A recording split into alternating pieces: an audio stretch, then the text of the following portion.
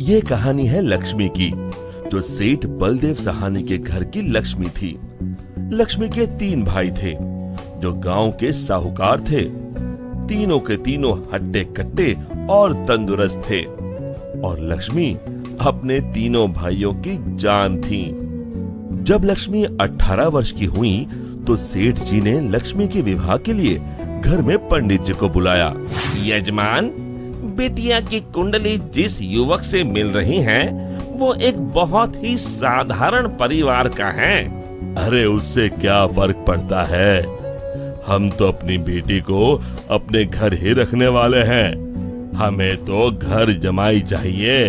लेकिन यजमान, मुझे नहीं लगता कि ऐसा कुछ संभव है, ये युवक घर जमाई नहीं बनेगा। तभी सेठ जी की बेटी सेठ जी के पास आई और उनके कानों में कुछ फुसफुसाई। उसकी बातें सुनकर सेठ जी के चेहरे पर मुस्कान आ गई। ठीक है पंडित जी, आप शादी की बात आगे बढ़ाइए। और फिर कुछ महीनों में लक्ष्मी की शादी एक बहुत ही साधारण युवक विमल से हुई। शुरू में दोनों की अच्छी बन रही थी और विमल की माँ सरिता भी बहुत खुश थी। एक दिन सोते वक्त लक्ष्मी ने विमल से बात की।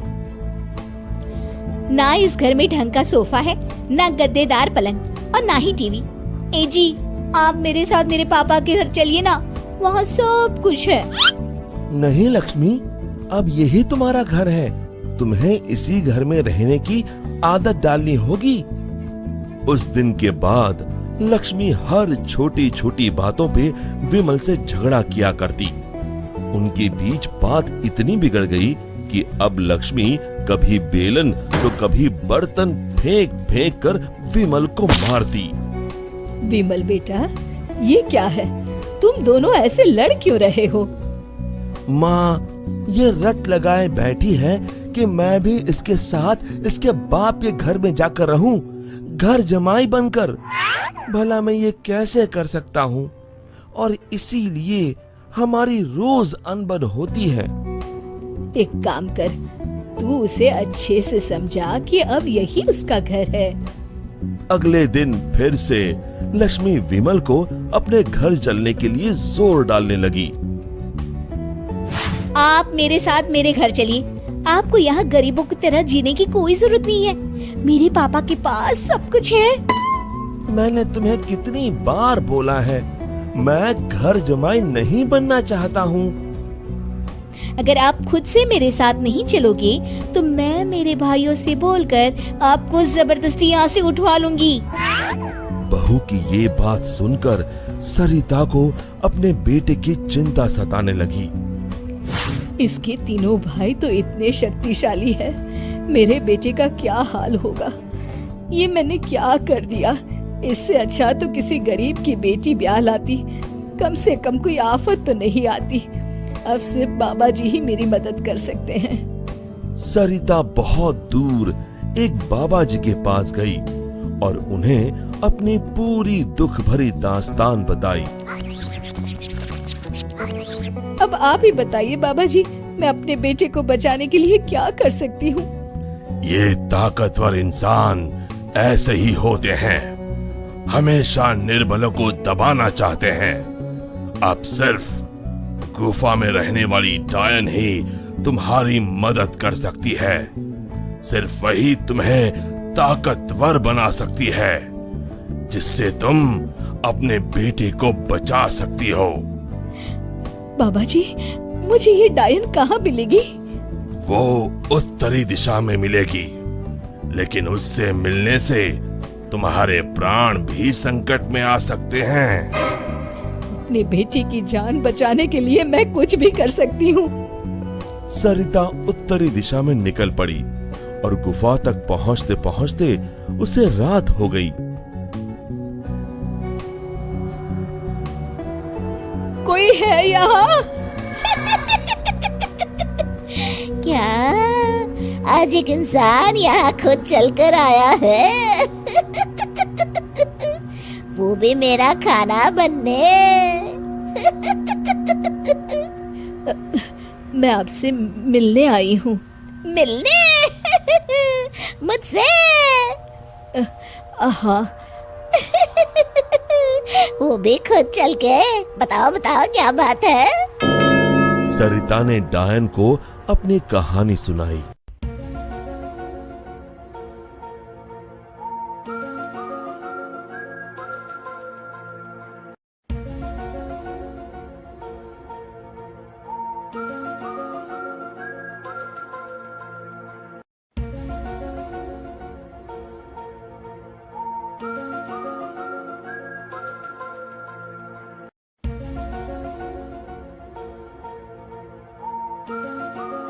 उपाय तो है लेकिन बहुत कठिन है।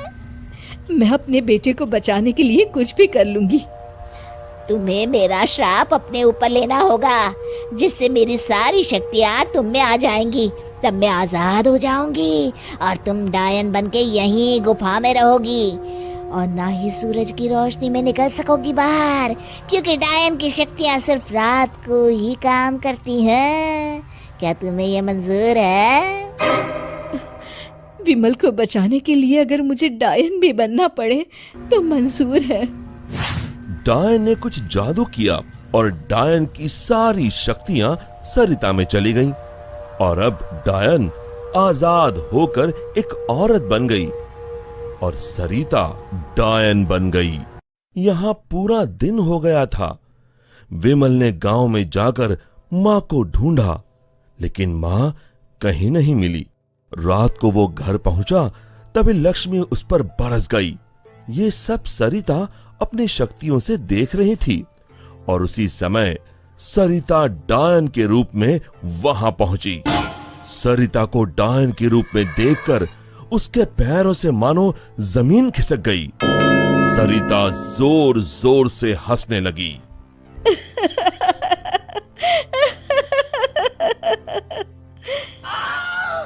आलतू जलाल तू आई बला को टाल तू, आलतू जलाल तू आई बला को टाल तू, आलतू जलाल तू आई बला को टाल तू, आलतू जलाल तू आई बला को टाल तू, आलतू जलाल तू आई बला को टाल तू। जैसे तैसे रात को लक्ष्मी सो गई और सुबह होते ही अभी अपने भाइयों को बताती हूँ कि आपने मुझे बेलन से मारा। लक्ष्मी दरवाजे से पांव बाहर डाल ही रही थी कि सरिता ने अपने हाथ लंबे कर कर लक्ष्मी के पांव पकड़ लिए। अब तुम इस चौखट के बाहर बिल्कुल नहीं जाओगी। एक बार फिर से लक्ष्मी बेहोश हो गई। अब जब भी लक्ष्मी कुछ बेतुका करने जाती थी, सरिता बीच में आकर अपने बेटे को बचा लेती और बेचारी लक्ष्मी डायन से डरकर घर के कोने में दुबक कर बैठी रहती। आलतू जलाल तू आई बला को टाल तू, आलतू जलाल तू आई बला को टाल तू, आलतू जलाल तू आई बला को टाल तू।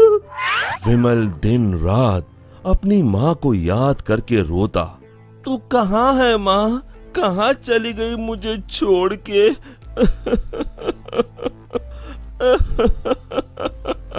बेटा विमल, मैं यही हूँ तेरे पास, लेकिन इस डायन के रूप में। ये सब सुन विमल बहुत डर जाता है। डर मत बेटा, बस मुझसे तेरा दुख नहीं देखा जा रहा था, इसलिए मुझे ये सब करना पड़ा। ये सब पीछे खड़ी लक्ष्मी सुन रही थी। तभी सरिता ने उसे अपनी शक्तियों से दीवार पर लटका दिया। जा रही हूँ, मगर एक बात समझ ले, मेरे बेटे को परेशान करने की भी तूने या तेरे घर वालों ने सोची तो मैं यहाँ फिर आ जाऊंगी। जी जी जी माँ जी। तभी तो कहते हैं माँ से बढ़कर दुनिया में कुछ नहीं।